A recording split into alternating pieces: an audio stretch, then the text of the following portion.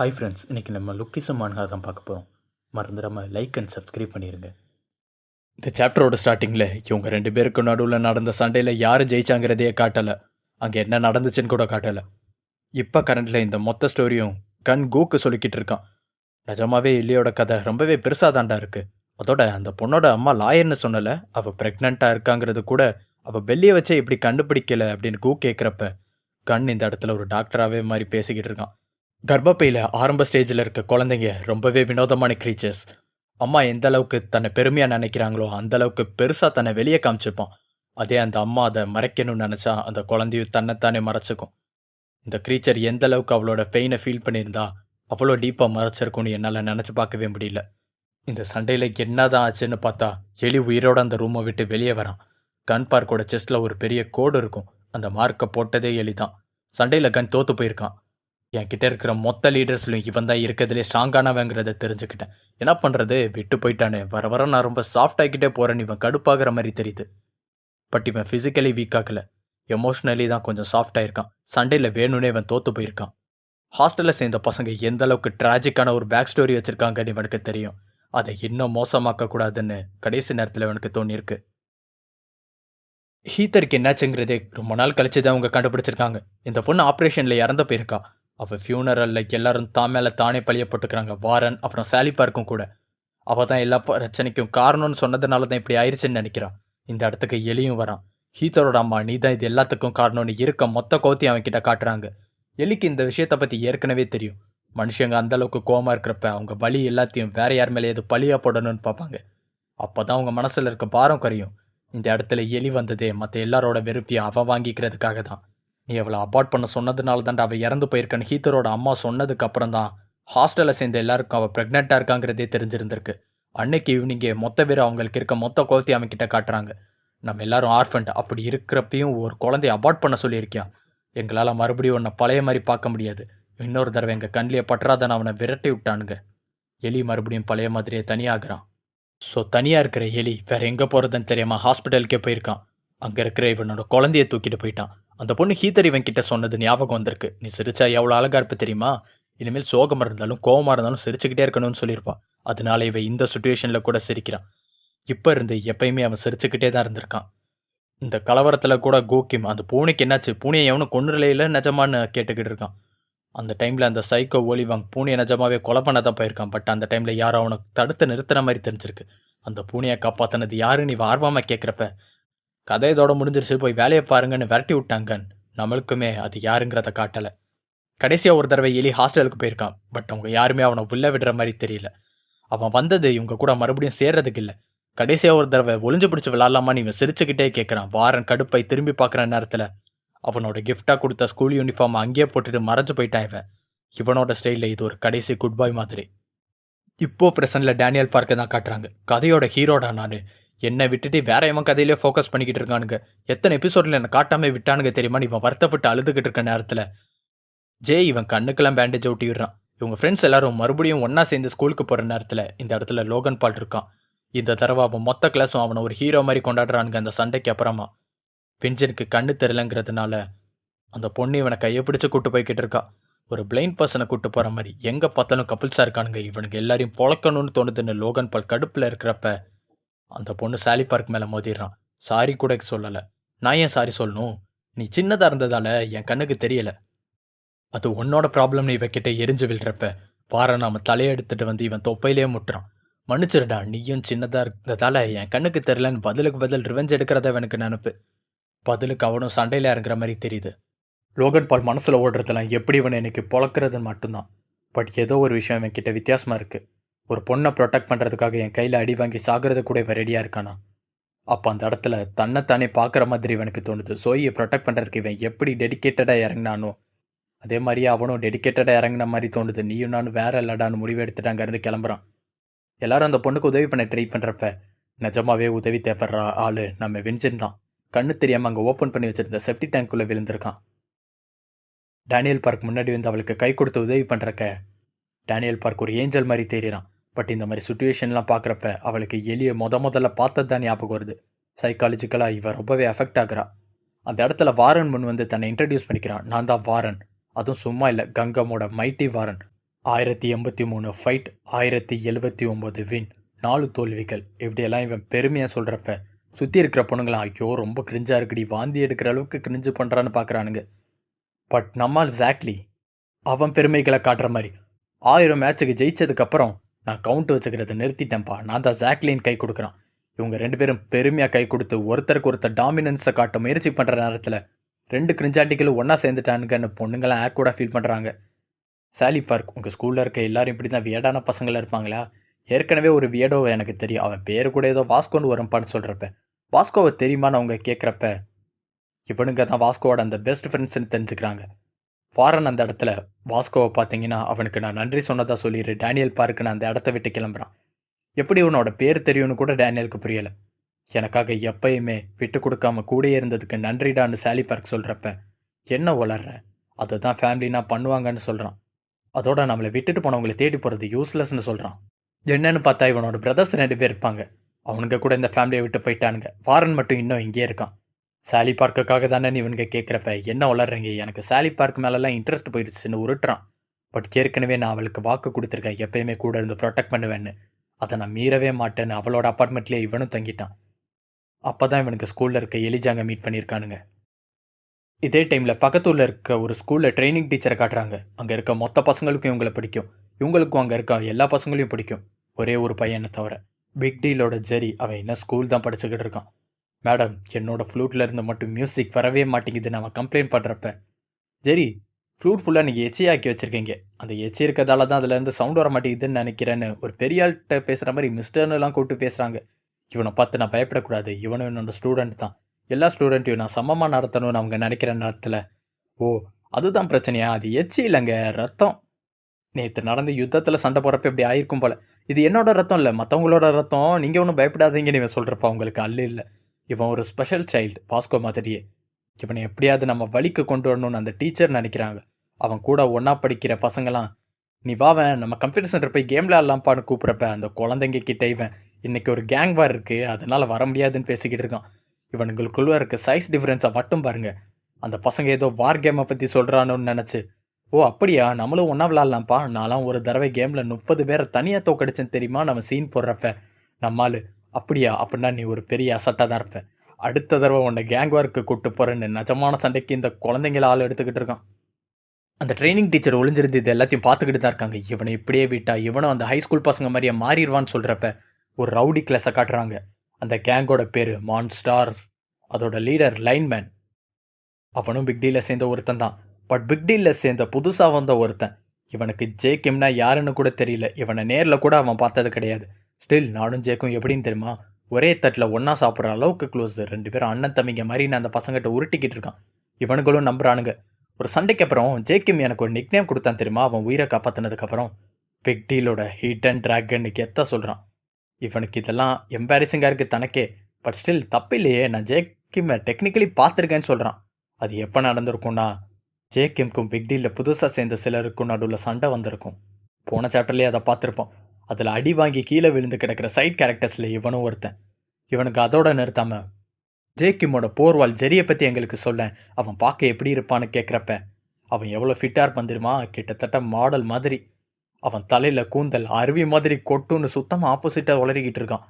அவன் டஃப்பான அப்பனன் தான், பட் நான் அவனை கூட தோக்கடிச்சிட்டேன்னு கெத்தாக சொல்லிக்கிட்டு இருக்கான். அந்த நேரத்தில் இவனுக்கு கீழே இருக்க ஒரு ஸ்டூடெண்ட் நடுவில் பேச வரப்ப அவனுக்கு ஒரு ஃப்ளையிங் கேக் விட்றான். எவ்வளோ தைரியம் இருந்தால் பிக் டீலோட ஹிட் அண்ட் ட்ராகன் பேசுகிறப்ப குறுக்க வருவேன்னு. சாரி பாஸ், நீங்கள் பணம் கலெக்ட் பண்ண சொன்னீங்களா, ஒரே ஒரு ஸ்டூடெண்ட் கிட்ட இருந்து மட்டும் பணம் கலெக்ட் பண்ண எனக்கு பயமாக இருக்குன்னு அவன் சொல்கிறப்ப ஜெரியை தான் காமிக்கிறாங்க. அந்த சண்டைக்கு அப்புறம் ஜேக்கிம் இவனுக்கு ஒரு புது புல்லாங்குழல் வாங்கி கொடுத்துருப்பான், அதனால ரொம்ப ஹாப்பியாக இருக்கான்.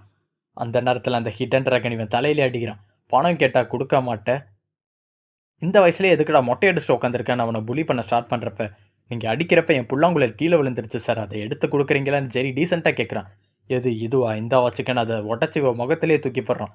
இவன் மைண்டில் நிறையா காட்சிகள் வந்துட்டு போகுது. ஒரு பெரிய கேங் வாரில் இவனும் அந்த புல்லாங்குழலும் ஒன்றா சேர்ந்து பேக் டு பேக் நின்று அந்த வாரில் ஜெயிச்ச மாதிரி, அது கூட ஒன்றா தூங்குற மாதிரி, இந்த மாதிரி லவ் மெமரிஸ்லாம் வந்துட்டு போகுது. இவன் உடஞ்சி போய் உக்காண்டான். அது கூட கண்ணாம்பூச்சி விளாண்ட மாதிரிலாம் இவனுக்கு இமேஜினேஷன் ஃப்ளாஷ்பேக் வந்துட்டு போகுது. இவன் சோகத்தில் இருக்கப்ப அந்த லைன்மேன் இவன் தலையிலேயே கால் வச்சு புல்லாங்குழலுக்கு போய் அடி வாங்குறான் பாரு, பணம் கேட்டிருக்கவே கொடுத்துடலாம்ல நக்கலாக சிரிக்கிறப்ப சரி ஒரு மிருகம் மாதிரி பாயிறான்.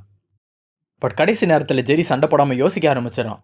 ஜெரியோட புல்லாங்குழல உடைச்சவனையும் அதே மாதிரி 2 உடைக்கலாமான்னு இவன் மைண்டுக்குள்ள தாட் ஓடிக்கிட்டு இருக்கு. பட் அவன் பாஸ் ஜேக்கிமோட ஆர்டரை ஃபாலோ பண்ணணுமான்னு யோசிக்கிறான். ஸ்கூலில் சண்டை போட்டுறவே கூடாதுன்னு ஜேக்கிம் இவன்கிட்ட சொல்லியிருப்பான். அதனால அப்படியே அசையாமல் நின்று அடி வாங்கிக்கிட்டு இருக்கான். இவன் முடியெடுத்து முடிக்கிறதுக்குள்ள அவனுக்கு அடிச்சே டயர்டாகி வீட்டுக்கு போயிட்டானுங்க. இது பத்தாதுன்னு இந்த கேங் இவனை அடிச்சுட்டு இவனை பற்றியே பெருமையாக பேசுகிறானுங்க யாருன்னு தெரியாமல். அந்த ஸ்வாட் ஜெரி எப்படின்னு தெரியுமா? அவரோட நீளமான கூந்தலோட புல்லாங்குழல் வாசிக்கிறப்ப பாட்டில் ஃபீல்டில் ஒரு டீமன் மாதிரி இருப்பார். அவர் வளர்க்குற பெட்டு என்ன தெரியுமா? கருஞ்சிறுத்தை. அதுக்கு சாப்பாடே போட மாட்டார். பிகாஸ் பேட்டில் ஃபீல்டில் தோற்று போனவங்கள அதுவே சாப்பாடாக எடுத்துக்கிறோன்னு இஷ்டமேனிக்கு உருட்டிக்கிட்டு இருக்கான் அவன். இந்த நேரத்தில் ஜேக்கிம்க்கு கீழே நிஜமாவே ஸ்ட்ராங்கான 2 பேர் அங்கே வராங்க. ஜேக் உண்மையான லீடருக்கு எதிராக சண்டை போடுறப்ப இவங்க தான் ஜேக்கை ப்ரொடெக்ட் பண்ணியிருப்பாங்க. இவங்கள பார்த்ததுமே அந்த லைன்மேன் எக்ஸைட்டட் ஆயிடான். இவங்களுக்கு ரொம்பவே மரியாதை கொடுத்து என்னோட இடத்துல நீங்கள் உட்காருங்கன்னு உட்கார வைக்கிறான் இவங்க 2 பேரையும். நீ தான் புதுசாக அந்த பையனாப்பா? இவன் எங்கே எல்லாரும் உன் கீழே இருக்கவங்களா? பரவாயில்ல, நல்லா தான் மேனேஜ் பண்ணுறேன். நாங்கள் இங்கே ஒரு ஆளை தேடி வந்திருக்கோம். அவன் பேர் ஜெரி வாங். இந்த பேரை கேள்விப்பட்டிருக்கேன்னு கேட்டதுக்கு, இந்த ஜெரி தான் அந்த ஜெரின்னு தெரியாமல் யார் அந்த சி கிளாஸ் பையன் ஜெரியா? அவன் மேலே தான் சார் நீங்கள் உட்காந்துருக்கீங்கன்னு சொல்கிறான். அவனுங்க புள்ளி பண்ணி இவனை ஒரு ஸ்டூல் மாதிரி உட்கார வச்சு அது மேலே இவ்வளோ நேரம் உட்காந்துருப்பானுங்க. இது தெரியாமல் புதுசாக வந்த அந்த 2 பேரையும் இவன் மேலேயே உட்கார வச்சிருக்கான். அவனுங்க பயந்து போயிட்டு, ஜெரி இங்கே என்னடா பண்ணுற? உன்னையவிட இப்படி உட்கார வச்சது? உன் தலையில் எவனோ அரைஞ்ச தடம்லாம் தெரியுது. எவன் இந்த வேலையை பார்த்ததுன்னு விசாரிச்சுக்கிட்டு இருக்க நேரத்தில் நம்மால் ஃபேண்ட்டில் பேத்ரூம் போகலை. அவ்வளோதான் பயந்து நடுங்கிக்கிட்டு இருக்கான். இந்த மொட்டை தலையன் தான் நான் கற்பனை பண்ணி வச்சுருந்த ஜெரியா? இதுக்கு வாய்ப்பே இல்லைன்னு நினைக்கிறப்ப இவங்களோட பிக் பாஸ் ஜேக்கியுமே அவங்க ஸ்கூலுக்கு நேரடியாக வந்து ஜெரிக்கு லஞ்ச் பேக் கொடுக்குறான். எனக்காக ஏன் நீயே வந்தேன்னு ஜெரி கேட்டதுக்கு, அதெல்லாம் ஒரு சைடு இருக்கட்டும், எவன்டா உன்னை இந்த போஸில் உட்கார வச்சதுன்னு அவனும் விசாரிக்கிறான். கண்டுபிடிச்சா நம்மளை பொழந்துருவானுங்களேன்னு இந்த ஹிட் அண்ட் ட்ராகன் பயந்து நடுங்கிக்கிட்டு இருக்க டைமில் அவன் ஃப்ரெண்ட்ஸ்லாம், நீ தான் ஜேக்கிம்க்கு பெஸ்ட் ஃப்ரெண்ட் பிரதர் மாதிரின்லாம் சொன்னில்ல, எங்களையும் இன்ட்ரடியூஸ் பண்ணி வைப்பான்னு சுச்சுவேஷன் புரியாமல் வளர்றானுங்க. எது என்னோட பிரதரா? எவன்டா அது? எனக்கே தெரியாமல் என்னோட பிரதர்னு ஜேக்கிம் கேட்குறப்ப மால் நடுங்கிக்கிட்டு இருக்கான். பொய் சொன்னதுனால நம்மளை கொல்ல போகிறாங்கன்னு நினச்சிக்கிட்டு இருக்கான். பட் ஜேக்கிம் இவன் பக்கத்தில் வந்து, வெறும் பிரதர்ஸா, நாங்கள் எல்லாரும் ஃபேமிலிஸ் மாதிரின்னு சொல்லிட்டு போகிறான். இவனோட பேர் லைன்மேன்கிறது கூட இவனுக்கு தெரிஞ்சிருக்கு. எப்படி நான் அடிமட்டத்தில் இருக்க ஒரு அடியாள் என்னோட பேரை எப்படி தெரிஞ்சு வச்சிருக்கான்னு ஆச்சரியமாக இருக்குது. இவன் நல்ல விதமாக நடந்துக்கிட்டேன். நீயும் இந்த ஸ்கூல் தானா, நல்லா படிடான்னு சொல்லிட்டு கிளம்புறப்ப, நான் கடைசி வரை உங்களை ஃபாலோ பண்ணுவேன்னு நிஜமாவே இவன் மேலே ஒரு ரெஸ்பெக்ட் வந்து தலை குனிறான். அடுத்த நாள் இந்த ட்ரைனிங் டீச்சர் வழக்கம் போல் வரப்ப இவங்க எந்த கிளாஸை பார்த்து பயந்தாங்களோ அந்த கிளாஸ் தான் மொத்த ஸ்கூல்லையும் ஓவர் அடக்க உடக்கமாக சோசியல் சர்வீஸ் பண்ணிக்கிட்டு இருக்கானுங்க. இது எல்லாமே ஜெரி வாங்க பார்த்து ஃபாலோ பண்ணி நம்மளும் நடந்துக்கணும்னு அப்படி பண்ணிக்கிட்டு இருக்கானுங்க. அந்த டீச்சர் ஜெரிக்கிட்ட கொஞ்சம் ஃப்ரெண்ட்லியாக இருக்க ட்ரை பண்ணுற மாதிரி தெரியுது. பட் நம்மளால் அதை கண்டுக்காமல் கிராஸ் ஆகி போகிற மாதிரி தெரியுது.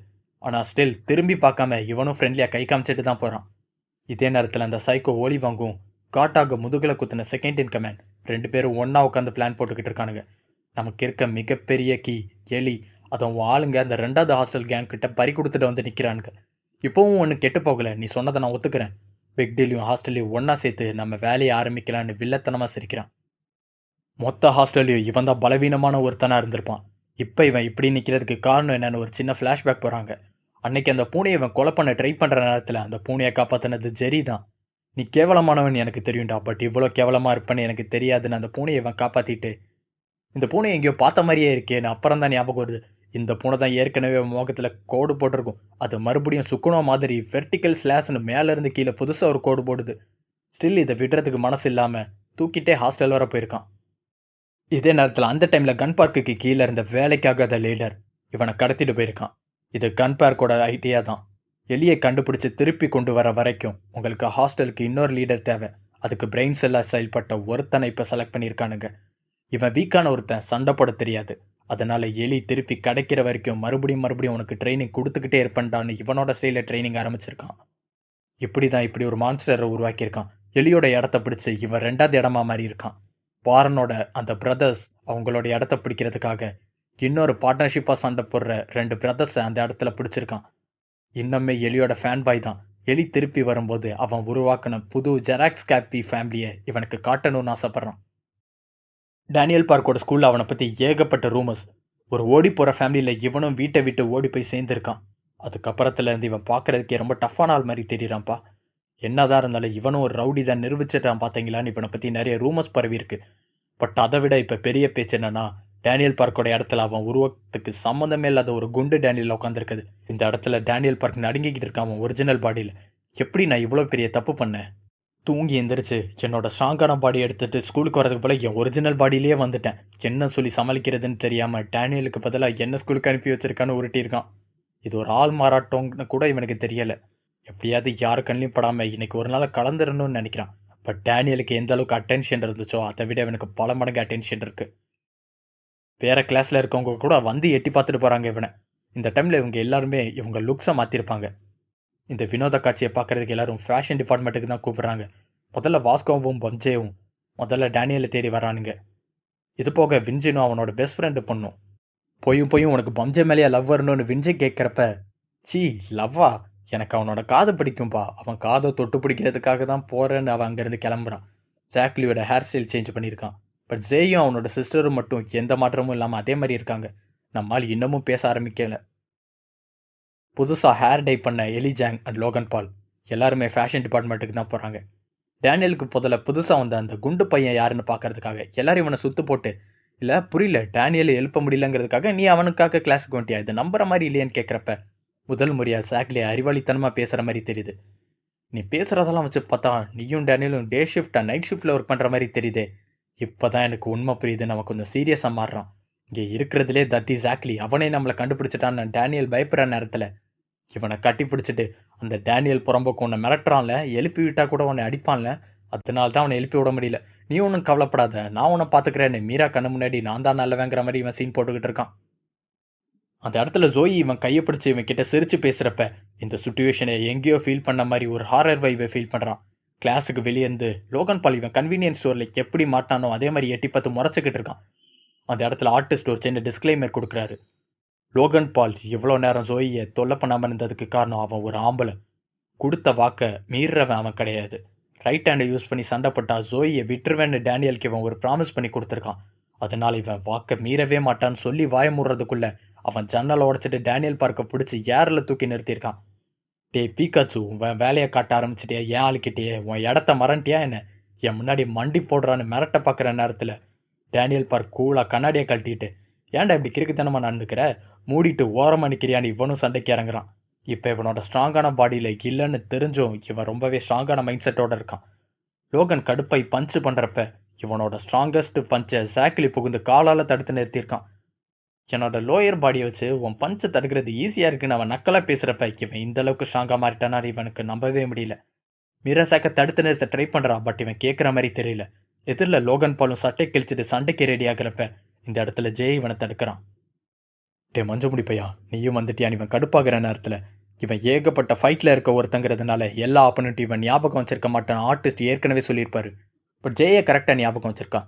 பிகாஸ் இந்த ஊரில் சிஸ்டமாக யூஸ் பண்ணி ஃபைட் பண்ணுற ஒரே ஆள் இவன் தான். சிஸ்டமாகிறது Russian military martial art. Sport wise இல்லாட்டியும் ரியல் லைஃப் சுச்சுவேஷனில் ரொம்பவே ஹேண்டியாக இருக்கும். இந்த கிளாஸில் அப்படி என்ன தான் இருக்குது, ஒரு பாக்ஸர் ஒரு சிஸ்டமாக யூஸ் பண்ணுறவன் இருக்கான், எல்லாரும் ஸ்ட்ராங்காக இருக்காங்கன்னு லோகன் யோசிக்கிறப்ப கிளாஸ்க்கு வெளியே இருந்த வின்ஜென், எனக்கும் இந்த கிளாஸில் நிறைய பேரை பிடிக்காதுடா, பேசாமல் நம்ம 2 பேரும் டாக் டீம் போட்டு இவனுங்களை பழக்கலாம், என்ன சொல்கிறேன்னு கேட்டதுக்கு, எனக்கு உன்ன மாதிரி கிளாஸ் ரூமில் கூலிங் கிளாஸ் போடுற பைத்தியக்காரன்களோட உதவி தேவையில்லைன்னு சொன்னதுக்கு அவனும் இவனுக்கு எதிராக சண்டை போட ரெடியாகிறான். இதே நேரத்தில் மொத்த பேர்ன் நக்கல் கேங்கும் இங்கே கூட்டிடுறானுங்க. புல்லிங் நடக்குதுன்னு கேள்விப்பட்டமே, நாங்கள் இருக்கிறப்ப அதெல்லாம் நடக்க விட மாட்டோம்னு இவனுக்கு வர்ற டைமில் அப்போ இவன் வின்ஜினோட கையை கெட்டியாக பிடிச்சிக்கிறான். இந்த ஊரில் ரொம்ப குளிராக இருக்குல்ல, அதனால தான் உன் கையை பிடிச்சிக்கிட்டேன்னு வேற உருட்டுறான். இந்த இடத்துல இவனுக்கு ஸ்கூல் புல்லிங்க்கு எதிராக எவ்வளோ ஸ்ட்ராங்காக நிற்க ஆரம்பிச்சிட்டாங்கிறத காட்டுறாங்க. பட் அதே நேரத்தில் பம்ஜி உள்ள புகுந்து இன்னும் எவ்வளோ நாள் நமக்குள்ளேயே அடிச்சுக்க போகிறோம், எல்லாருக்கும் காமனான மிகப்பெரிய எனிமீஸ் இருக்காங்க, 4 மிகப்பெரிய கேங்கு, நமக்குள்ளேயே அடிச்சுக்கிட்டு இருந்தோடா இன்னும் நம்ம ஈஸியான டார்கெட்டாக தாண்டா ஆகும். கொஞ்சமாவது நீங்கள் சீரியஸாக இருங்க, நமக்கே தெரியாமல் நம்ம இங்கே ஒரு யுத்தத்தையே ஆரம்பிச்சிடணும்னு இவன் பேசுகிறப்ப இங்கே இருக்கிற எல்லாரும் சீரியஸாக இருக்காங்க, இவன் ஒருத்தனை தவிர. பம்ஜி அந்த பொண்ணோட கொஞ்சிக்கிட்டு இருக்கான். இதெல்லாம் இவனுக்கு கேட்குற மாதிரி இல்லை. அதுவும் இவன் கொஞ்சிட்டு சொல்கிறப்ப அவனுங்க அடிச்சுக்க ஆரம்பிக்கிறப்ப டேனியலும் ஜோயும் அந்த இடத்த விட்டு ஜாலியாக கிளம்பிட்டானுங்க. டேனியல் எப்படியாவது கரெக்ட் பண்ணிடலான்னு இவன் ட்ரை பண்ணுற நேரத்தில் அங்கே இருக்கிற மொத்த ஸ்டூடெண்ட்டும், பாத்தியா புதுசாக ஒரு பையனை பிடிச்சிட்டா, டேனியலோட இருந்தால் முதல்ல, அப்புறம் லோகன் பால், இப்போ இந்த புது பையனானு எல்லாரும் இவளை பற்றி கேரக்டர் அசாசினேட் பண்ணி தப்பாக பேசுகிறப்ப இவன் வருத்தப்படுற மாதிரி தெரியுது. பட் டேனியல் பார்க்க அங்கே இவளுக்காக நிற்கிறான். அங்கே யாருக்குமே இவளை பற்றி தெரியாதுடா, நான் பார்த்ததுலே இவ தான் கைண்டான பொண்ணுன்னு சொல்கிறான். நீ பண்ண எல்லாத்துக்கும் நன்றின்னு அவன் சொல்கிறப்ப அவள் டோட்டலாக விழுந்துட்டாலும் வெளியே டஃபாக காட்டிக்க ட்ரை பண்ணுறான். அப்போ தான் ஒரு விஷயத்தை நோட் பண்ணுறான். டேனியல் வழக்கத்தை விட ரொம்பவே ஹைட்டாக தெரியுறான், கொஞ்சம் அழகாகவும் மாறின மாதிரி தெரியுது. ஒரு சின்ன டிஸ்க்ளைமர் நண்பர்களே, தினமும் ஒர்க் அவுட் பண்ணி அடிக்கடி ரன்னிங் போனீங்கன்னா ஹைட்டாக வளர்ந்துடலாம் நண்பர்களே, அழகாகவும் மாறிடலாம். நிஜமாவே நான் உயரமாயிட்டேன்னா என்ன, இப்படியே போனால் என்னால் கூட உன்னை ப்ரொடெக்ட் பண்ண முடியும்னு நினைக்கிறேன், அதுவும் கடைசி வரேன்னு டேனியல் நக்கலாக சொல்கிற மாதிரி தெரியுது.